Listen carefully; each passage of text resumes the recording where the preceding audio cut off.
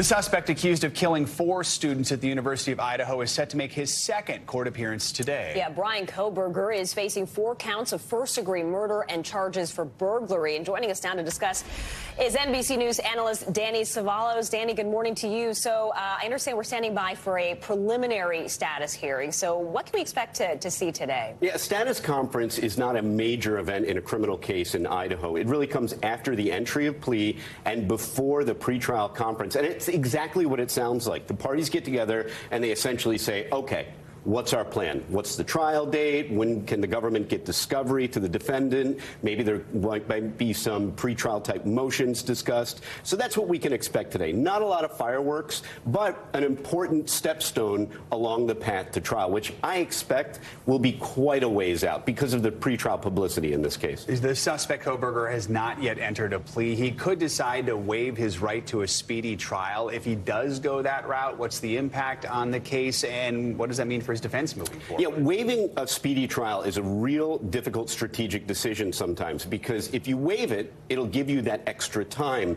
to build your case. But that extra time inures to the benefit of the prosecution. So, for example, in this case, if he said, nah, I want my speedy trial rights, that means that the court has to schedule trial within a certain number of days. And this might be one of those cases because the police have been playing catch up on their own. So they may not have all of their ducks in a row. But in all likelihood, the defense will waive speedy trial so they can have time to get their investigators, their DNA experts, all of their case ready for trial. So today, no fireworks, but what's next after this hearing, and how realistic, when can we expect this trial to begin? Now we begin, after today, a long and probably uneventful process, at least in court, because once discovery starts, the government has to turn over this information. That's not a court event. In other words, it just goes back and forth between the attorneys. Maybe you see the attorneys file some pretrial motions. I expect maybe, for example, a motion to change venue because of the pretrial publicity in this venue. But then